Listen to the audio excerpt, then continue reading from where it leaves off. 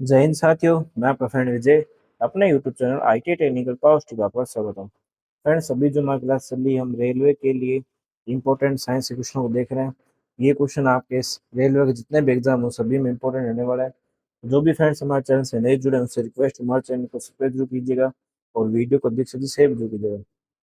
दोस्तों, last question में हम ये क्वेश्चन को देख चुके हैं कि दो या दो से अधिक पदार्थों के एक से ज्यादा मिश्रण को हम क्या कहते हैं? विलयन कहते हैं। ठीक है, आगे नेक्स्ट क्वेश्चन हम देखते हैं। विलेय और विलय के समांगी मिश्रण को क्या कहते हैं? समांगी मिश्रण का मतलब क्या होता है? जिसमें उसके अवयव अच्छी तरह से घुले होते हैं वो कहलाता है हमारा समांगी मिश्रण। इसका आंसर क्या होगा बताइए आप? इसका आंसर होगा आपका विलयन। विलेय और विलय का समांगी मिश्रण क्या कहलाता है? आपका विलयन कहलाता है। नेक्स्ट क्वेश्चन हम देखते हैं। एक विलयन में पानी की 320 ग्राम मात्रा में 47 ग्राम लवण की मात्रा है। द्रव्यमान प्रतिशत द्वारा विलयन की सांद्रता की गणना कीजिए। तो देखिए, इस क्वेश्चन को हम कैसे करेंगे, देखते हैं। तो सबसे पहले हमको पता है कि द्रव्यमान की प्रतिशत मात्रा जो होती है कैसे निकालते, देखिए। तो विलयन की सांद्रता आपसे पूछी गई है, तो विलयन की हम कैसे निकालेंगे, देखते हैं। तो विलयन की सांद्रता आपको जब भी निकालनी हो तो कैसे निकलेंगे? तो सांद्रता निकालने के विलयन की सांद्रता कैसे निकलेगी? यहाँ पर होती है सबसे पहले विलायक की मात्रा बट्टे में विलेय की मात्रा या विलय की मात्रा प्लस में विलेय की मात्रा। ठीक है, ये सांद्रता निकालने से होता है विलेय की मात्रा इंटू में 100। विलेय और विलेय पहले मैं बता चुका हूँ आपको क्या होता है। तो विलेय का आपका कम मात्रा में घुला होता है, तो विलेय यहाँ पर सबसे ऊपर आएगा तो ये आएगा 47। ठीक है, विलेय का आपका 47 है प्लस में विलेय जो कम मात्रा में होता है विलेय का आपको क्या होता है? कम मात्रा में होता है और विलय आपका अधिक मात्रा में होता है। ठीक है ना, विलय वो चीज होती है जो आप अलग से घोलते हो। जैसे पानी में आप चीनी घोलते तो आपका विलय है, पानी में नमक घोल रहे हो तो वो भी विलय का आपका। 47 में विलय, पानी की मात्रा 320, विलय है ये इंटू में 100। अब आप इसको कैलकुलेट कर लीजिए, कितना है आपके पास में? 47 अपॉन में इसको जोड़ेंगे, कितना है आपके पास में? देखिए, 2, 6, 3, 367 इंटू में 100। जब आप इसको काटेंगे आपके पास कितना आएगा? देखिए, 12.8%। 12.8% इज दी करेक्ट आंसर। उम्मीद सबको समझ में होगा। आपको विलय की मात्रा लेनी है और विलय की मात्रा लेनी है। ठीक है, ऊपर आप क्या रखना सूत्र में? विलय की मात्रा, पौन में क्या रखेंगे? विलय विलय की मात्रा प्लस में विलय की मात्रा इंटू 100। तो इस तरीके से आप किसी विलयन में आप सांद्रता निकाल सकते हैं। आगे नेक्स्ट क्वेश्चन की तरफ बढ़ते हैं, देखिए। अब आगे नेक्स्ट क्वेश्चन भी इसी टाइप का, देखिए क्या पूछा गया आपसे। एक द्रव्य जिसमें 49 ग्राम साधारण नमक को 320 ग्राम पानी में घोला गया है, तो आपको द्रव्य के द्रव्यमान की प्रतिशत गणना करनी है। ठीक है, तो इसको आपको निकालना है। तो सेम वही प्रोसीजर है। ऊपर में आप विलेय लिखेंगे, बटे में विलेय प्लस विलेय यानी कि विलेन बन जाएगा आपका। ठीक है, विलेन और विलियन किससे बनता है? आपका विलेय और विलेय से बनता है। तो ऊपर आप क्या रख देंगे? 49 बटे में, अब ये दोनों को ऐड कर देंगे तो आपकी विलेन की मात्रा हो जाएगी, कितना हो जाएगा?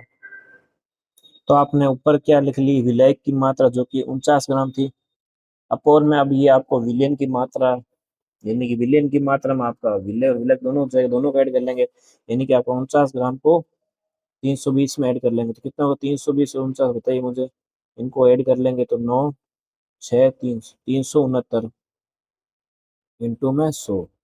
इसका भाग लगाएंगे तो लगभग आपके पास में 13 पॉइंट समथिंग आएगा, 13.2 के आसपास आंसर आना चाहिए। ठीक है, सही है। तो इसका आंसर क्या आएगा? 13.28%। इसका भाग देंगे तो आपके पास में ये आंसर आ जाएगा। तो उम्मीद है सबको समझ में आएगा। बाकी कैलकुलेशन है आप कर सकते हैं आराम से, कोई दिक्कत नहीं। नेक्स्ट क्वेश्चन की तरफ बढ़ते हैं, देखिए। आगे सेम इसी टाइप का क्वेश्चन आपसे पूछा गया है। ठीक है, सांद्रता निकालना। अब आप ये क्वेश्चन निकाल सकते हैं, कोई परेशानी नहीं है। आगे इसी टाइप के क्वेश्चन काफी पूछे गए हैं इसमें। अब आगे देखिए क्वेश्चन क्या पूछा गया है। 150 ग्राम पानी में, अब आगे सेम इसी टाइप का क्वेश्चन है, देखिए। सेम डिटो वही क्वेश्चन। 150 ग्राम पानी में 50 ग्राम चीनी का घोल बनाए। और आपको विलेन के परसेंट मास का सांद्रण यानी कि विलेन का आपको सांद्रता निकालनी, सीधी सी बात ये है। तो ऊपर क्या रखेंगे, विलय की मात्रा, सॉरी विलय की मात्रा आपका 150 ग्राम, सॉरी यहाँ पे क्या आ गया 50 ग्राम, माफ कीजिएगा। यहाँ पर हम क्या करेंगे 50 ग्राम बट्टे में 150 प्लस 50, क्योंकि विलेन की मात्रा लिखनी है। पर ऊपर क्या आएगा आपको, विलय जो कि कम मात्रा में 50 बट्टे में 150, 50 को जोड़ेंगे कितना आएगा 200 इंटू में 100, काटेंगे इसको कितना होगा, 2 से काटा 25%, तो 25% इसलिए करेक्ट आंसर। उम्मीद सबको समझ में होगा। नेक्स्ट क्वेश्चन हम देखते हैं। देखिए नेक्स्ट क्वेश्चन आपको क्या पूछ रहा है, सेम वही विलन के साथ। देखिए कितनी शिफ्टों में ये क्वेश्चन घुमा फिरा के रिपीट हुआ है, ठीक है ना, इसलिए रेलवे का क्वेश्चन बहुत रिपीट होता है, तो फिर भी इसे क्वेश्चन जरूर देख के जाना चाहिए आप लोग। सेम यही क्वेश्चन देखिए, उसी टाइप का क्वेश्चन पूछा गया है विलियन वाला। अब आगे हम नेक्स्ट टाइप के क्वेश्चन को देखते हैं। देखिए अपरूपता, इस पर क्वेश्चन है, फ्लोरीन में कार्बन के परमाणु कितने होते हैं, ये आपसे पूछा गया। तो आगे क्वेश्चन पूछा गया, देखिए आपसे क्या पूछा गया है कि फ्लोरीन में कार्बन परमाणु कितने होते हैं। तो फुल्लिन में कार्बन परमाणु संख्या कितनी होती है, 60। ये कैसे होगा, देखिए फुल्लिन अलग अलग टाइप के फुल्लिन होते हैं। फुल्लिन आपको पता है कार्बन का अपरूप है, तो ये नॉर्मल जो होता है ये होता है C60। उसके अलावा होता है आपका C70, C76, इस कैटेगरी के कार्बन परमाणु के फुल्लिन होता है, ठीक है ना। नॉर्मल जो होता है फुल्लिन आपके इसमें C60 होता है, ध्यान रखिएगा, C60। नया क्वेश्चन हम देखते हैं। देखिए दो या दो से अधिक रूपों में किस तत्व का होना जिसमें भौतिक गुण भिन्न लेकिन रासायनिक गुण समान होता है। देखिए क्या पूछा गया है, दो या दो से अधिक रूपों में किस तत्व का होना जिसमें आपके भौतिक गुण तो समान है लेकिन रासायनिक गुण आपके क्या होंगे, समान होंगे, क्या कहलाता है वो, अपर रूपता। अपर रूपता में किस तत्व क्या होंगे, भौतिक गुण तो भिन्न भिन्न हो सकते हैं, जिसमें आपके जैसे रंग बदलना है, रंग हो सकता है, रंग के अलावा आपका उसका गलनांक वगैरह होता है, तो वो अलग अलग हो सकते हैं, लेकिन रासायनिक गुण जो होते हैं वो आपके क्या होंगे, समान होते हैं, तो वो क्या कहलाता है, अपर रूपता कहलाता है। जैसे कि रासायनिक गुण में आप देख सकते हैं कि उसकी संरचना वगैरह के बारे में देख सकते हैं, संरचना कैसी होती है, ठीक है। और उसकी संयोजकता जो होती है, कार्बन की अपर रूपता की बात करें तो संयोजकता कार्बन की, चाहे फ्लोरीन हो चाहे जो भी हो, उसकी संयोजकता समान रहती है, ठीक है ना। आगे नेक्स्ट क्वेश्चन हम देखते हैं। निम्न में से कौन सा कार्बन का अपरूप नहीं है, हीरा, ग्रेफाइट, फुलेन, ये तीनों है, कौन सा नहीं, कार्बन डाइऑक्साइड नहीं है। नेक्स्ट क्वेश्चन हम देखते हैं, कौन सा कार्बन का एक अपरूप है, बताइए कौन सा होता है। तो आपका हीरा जो है कार्बन का अपर रूप है। अब देखिए हीरे कार्बन का अपरूप है या नहीं, बताइए। अब जैसे मैं बात करूं ग्रेफाइट की, तो ग्रेफाइट भी कार्बन का अपरूप है, लेकिन भौतिक अवस्था की बात करें तो इनकी भौतिक अवस्था की अगर मैं बात करूं तो कार्बन की प्रकृति बताइए क्या होती है। आप सॉरी माफ कीजिएगा, हीरे की, हीरे की बात करते हैं अगर हम, तो हीरे की प्रकृति क्या होती है, यानी किसी भौतिक अवस्था की बात को, हीरा सबसे कठोर होता है, ठीक है। वहीं बात करता हूं मैं ग्रेफाइट की, तो ग्रेफाइट नरम होता है, ग्रेफाइट आपका नरम होता है, इसलिए ग्रेफाइट का यूज हम किस लिए करते हैं, मशीनों के जो कार्बन बुश होते हैं उसमें करते हैं, जो आपकी डीसी मशीन होती है और उसके अलावा अन्य मशीन होती है उसमें हम ग्रेफाइट का हम कार्बन बुश का यूज करते हैं। उसके अलावा लुब्रिकेशन भी लुब्रिकेशन होता है ना, उसमें भी ग्रेफाइट टाइप के, तो उसमें भी ग्रेफाइट का यूज किया जाता है। उसके अलावा ग्रेफाइट के अन्य यूजेस भी जैसे पेंसिल वगैरह, तो उसमें ये यूज किया जाता है। तो ये नरम प्रकृति है, लेकिन हीरा क्या है, कठोर है। दोनों ही कार्बन के क्या है, अपर रूप है, दोनों ही कार्बन के क्या है, अपर रूप है, लेकिन इनकी भौतिक अवस्था तो अलग अलग है, लेकिन बात रासायनिक तो वो क्या है, वो समान है। तो उम्मीद है आपको अच्छे से समझ में आएगा। तो हीरे की प्रकृति क्या कठोर है, और आपकी इसकी ग्रेफाइट की नरम है। भौतिक अवस्था दोनों के अलग अलग, लेकिन इनकी रासायनिक अवस्था दोनों की क्या होगी, समान होगी। उम्मीद है सबको समझ में होगा। आगे नेक्स्ट क्वेश्चन हम देखते हैं। देखिए अब ये क्वेश्चन है, पानी के 5 अणुओं का द्रव्यमान क्या है, ये आपको निकालना है, बताइए क्या होगा इसका। अब क्वेश्चन क्या पूछेगा, देखिए पानी के 5 अणुओं का द्रव्यमान क्या है, तो ये कैसे निकालेंगे बताइए आप लोग। तो पानी के 5 अणुओं का आपको द्रव्यमान निकालना है, कितने का निकालना है, 5 का। तो आपको पता है कि सबसे पहले आपको पानी का जो द्रव्यमान होता है वो निकालना आना चाहिए। द्रव्यमान में फिजिक्स क्लास में निकालना बता चुका हूँ अच्छे से, कैसे निकालता है दोबारा बता दूं। देखिए सबसे पहले आपको फॉर्मूला पता होना चाहिए, किसी का भी पूछ रखा हो।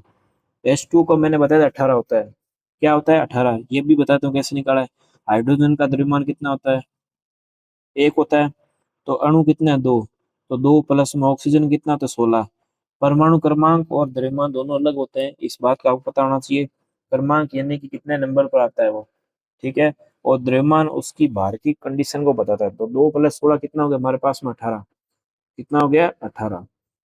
एक अणु का 18 है, ध्यान रखिएगा, एक अणु का 18 है, तो 5 अणु का द्रव्यमान कितना होगा?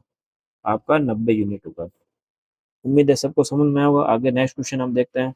देखिए, सोडियम कार्बोनेट का आणविक द्रव्यमान कितना होता है, ये आपको निकालना है।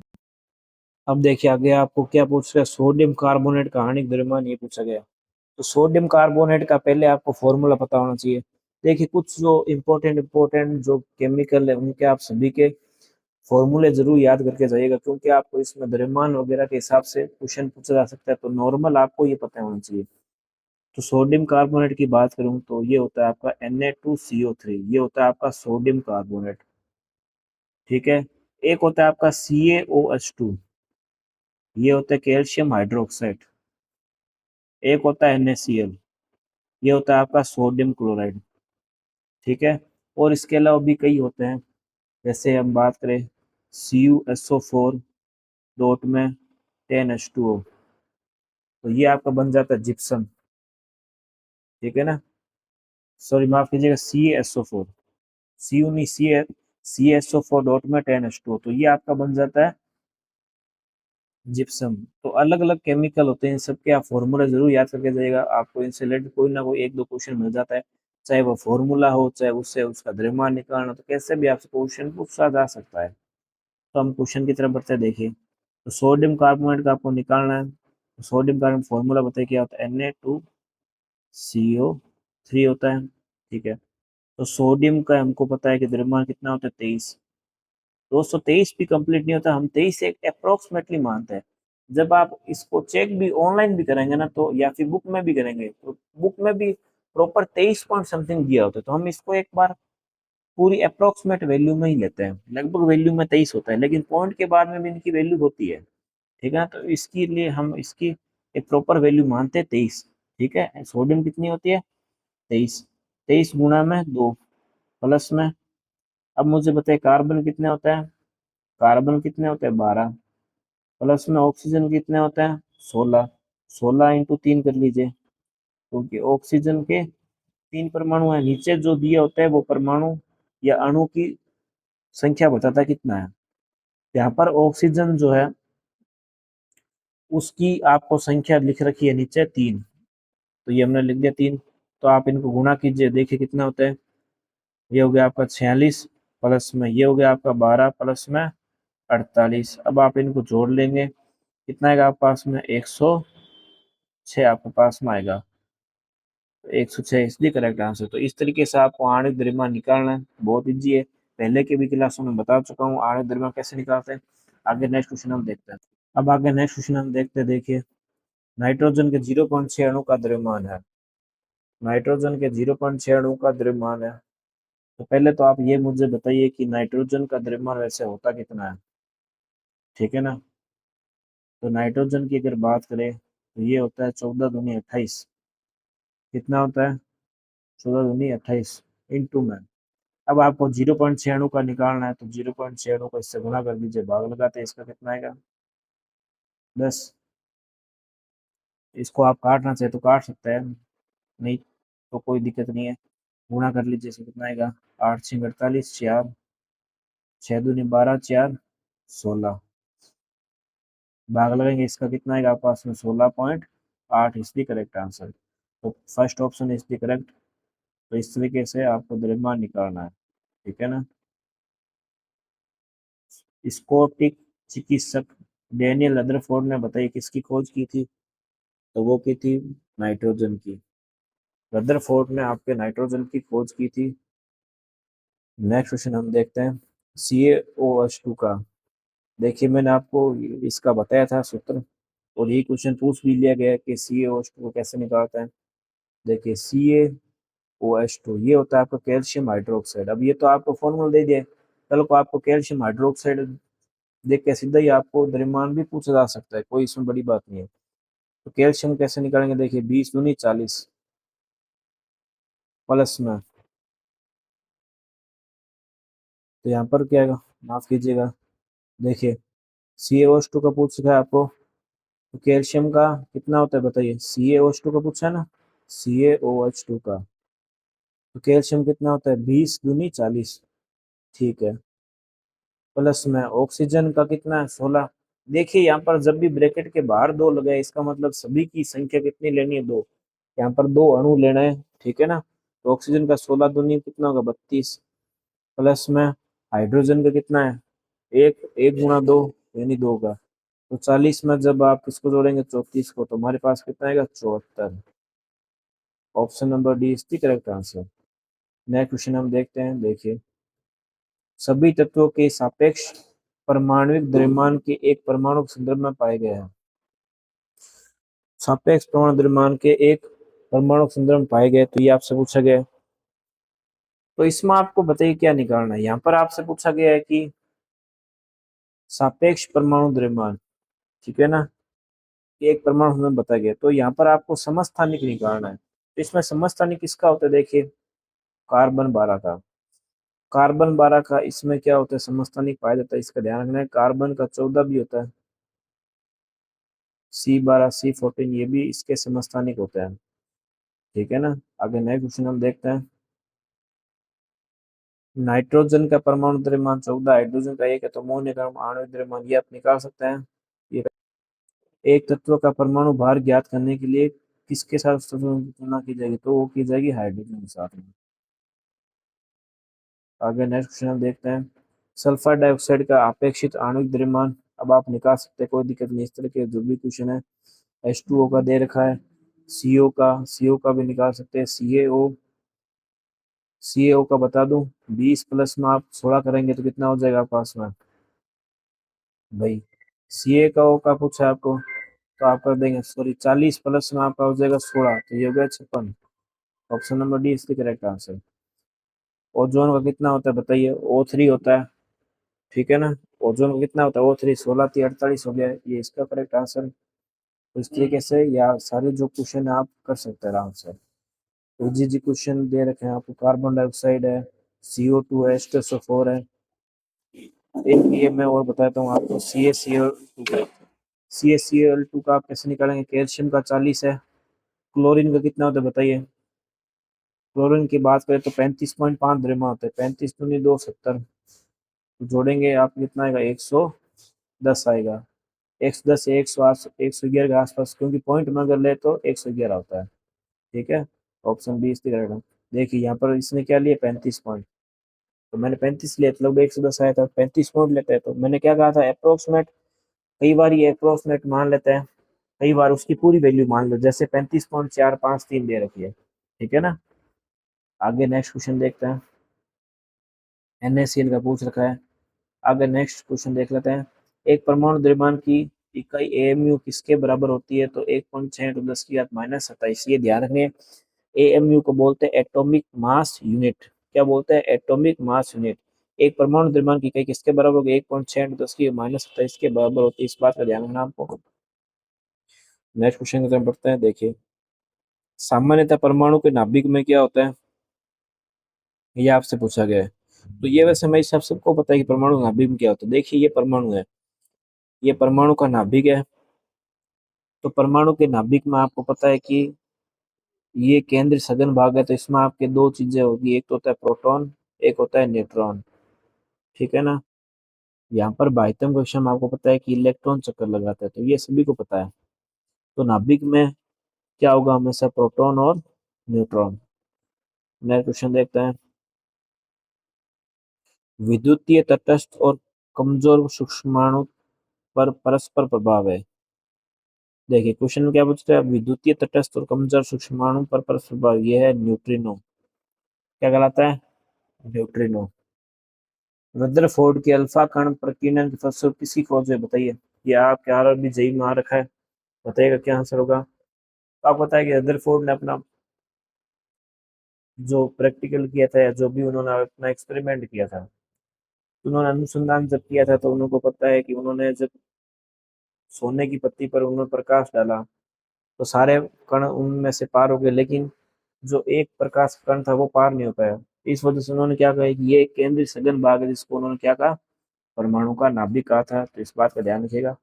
नेक्स्ट क्वेश्चन हम देखते हैं।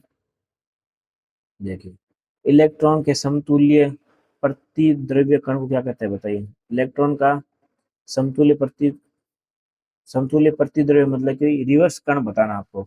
तो इलेक्ट्रॉन पॉजिटिव होता है, और पॉजिटिव को हम क्या बोलते हैं, पॉजिट्रॉन। ठीक है, इलेक्ट्रॉन तो आपका नेगेटिव चार्ज होता है, लेकिन आपको उसका उल्टा बताना, तो यहाँ पे क्या होगा, पॉजिट्रॉन होगा। नेक्स्ट क्वेश्चन देखते हैं। एक इलेक्ट्रॉन क्या है, नेट आवेश के साथ, यानी कि टोटल जो आवेश है उसके साथ एक उप परमाणु कण जो उदासीन है, उदासीन नहीं होता इलेक्ट्रॉन। जो धनात्मक है धनात्मक नहीं होता, ऋणात्मक होता है, शून्य नहीं होता, क्या होता है, ऋणात्मक, नेगेटिव चार्ज इलेक्ट्रॉन पर पाया जाता है। नेक्स्ट क्वेश्चन देखते हैं। देखिए, जे चैंडविक ने किस उप परमाणु की खोज की थी, बताइए। चैंडविक ने न्यूट्रॉन की खोज की थी। ठीक है ना, चैंडविक ने किसकी थी, न्यूट्रॉन की थी। नेक्स्ट क्वेश्चन देखिए, किस ब्रिटिश भौतिक वैज्ञानिक को किसका दिया था, इलेक्ट्रॉन की खोज के लिए मिला था नोबेल पुरस्कार, बताइए किसको मिला था।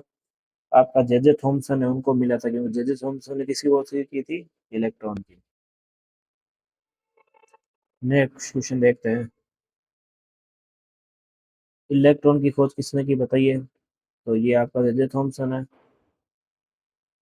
निम्न में से किन कणों में पॉजिटिव आवेश होता है, सकारात्मक यानी कि पॉजिटिव चार्ज होता है प्रोटॉन में।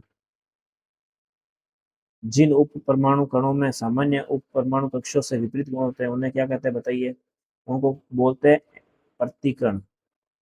ठीक है ना, तो सामान्य से विपरीत गुण होगा उनको एंटी एंटी पार्टिकल बोलते हैं। क्या बोलते हैं, एंटी पार्टिकल। जो कि मूल से क्या होते हैं, उनसे विपरीत गुण पाता है, उनको प्रतिकण बोला जाता है।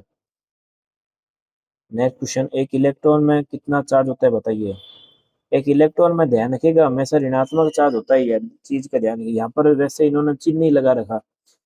हालांकि जब आप लोग जैसे कि कुछ ये जैसे क्वेश्चन आर भी जेई मार रखा है, तो जो बच्चे आर जेई की इंजीनियरिंग लेवल की तैयारी करते हैं या जिन्होंने आईटी कर रखी है, तो उनको पता है कि इलेक्ट्रॉन पर चार्ज नेगेटिव होता है, इसलिए इसके आगे भी क्या लगता है, माइनस लगता है। ध्यान रखिएगा इस बात का। आपको ऑप्शन में ऐसा भी मिल सकता है देखने को। वैसे जो टेक्निकल की तैयारी करते हैं उनको तो पता है, लेकिन जो नॉर्मल एनटीपीसी की तैयारी करते हैं ग्रुप डी को, उनको ये पता नहीं होता। इन दोनों के बीच में अंतर होता है, देखिएगा। 1.6 × -19, 1.6 × 10⁻¹৯। ये दोनों देखने में तो एक जैसे लग रहा है। अगर कल को आपके पास में पॉजिटिव और नेगेटिव दो ऐसे ही अगर क्वेश्चन आ गए, तो ये क्वेश्चन आपका 100% ध्यान रखिए गलत हो सकता है। आपको ध्यान रखना है कि इलेक्ट्रॉन हमेशा ऋणात्मक चार्ज, तो इसलिए आपको माइनस वाला सही मानना, आपको पॉजिटिव मत कर देना, अन्यथा आपका गलत हो जाएगा। ठीक है ना, क्योंकि प्रोटॉन पर भी यही चार्ज होता है, ध्यान रखिएगा। प्रोटॉन पर आपका प्लस चार्ज होता है। ठीक है ना, तो इसलिए हम प्लस की वैल्यू लेते हैं, और आपका जो इलेक्ट्रॉन है उस पर माइनस चार्ज होता है, इसलिए नेगेटिव लेते हैं। तो इस बात का ध्यान रखना, आपको ऑप्शन दोनों मिल सकते हैं पेपर में, और आर भी जेई मार रखा है, इस बात का ध्यान रखिएगा। दोनों तरह के ऑप्शन आपको मिल सकते हैं, माइनस वाला और प्लस वाला भी। अगर प्लस वाला मिले तो वो प्रोटॉन के लिए 1.10⁻¹৯, और अगर आपको इसके लिए मिले लेना, इसके लिए इलेक्ट्रॉन के लिए, तो माइनस का मानना है। वैसे इसमें आपको ऑप्शन में 10⁻18 -19 इस तरीके से दे रखा है, तो घात हमेशा इसकी माइनस में आएगी, ये भी ध्यान रखिए, घात भी क्या होगी, माइनस में। कल को आपको ऐसे भी दे सकता है -1.6 × 10⁻¹९। अब आप कहेंगे सर ने माइनस बताया, नहीं, ये घात भी माइनस में हो, क्योंकि पार्टिकल का वेट इतना है, ये चार्ज इतना है माइनस में। ठीक है ना, -19 कूलाम चार्ज है। उम्मीद है सबको समझ में आया होगा। अगर नेक्स्ट क्वेश्चन हम देखते हैं। देखिए, न्यूट्रॉन को छोड़कर सभी परमाणु मौजूद है। न्यूट्रॉन किसमें नहीं है, बताइए। हाइड्रोजन में नहीं होता, क्योंकि हाइड्रोजन में आपका एक परमाणु मौजूद है, उसके नाभिक में सिर्फ प्रोटॉन है, न्यूट्रॉन नहीं होता, ध्यान रखिएगा। क्या होता है, सिर्फ एक प्रोटॉन ही पाया जाता है, हाइड्रोजन में सिर्फ एक परमाणु होता है, इसलिए ये आवार तत्व कहलाता है। तो दोस्तों, उम्मीद है आज की क्लास आपको पसंद आई होगी। अगर दोस्तों चैनल पर नए हैं तो चैनल को सब्सक्राइब जरूर कीजिएगा, और वीडियो को अधिक से शेयर भी जरूर कीजिएगा। दोस्तों, आप कमेंट करके जरूर बताइए आपकी क्लास कैसी लगी। दोस्तों, मिलते हैं नेक्स्ट वीडियो में। जय हिंद, जय भारत।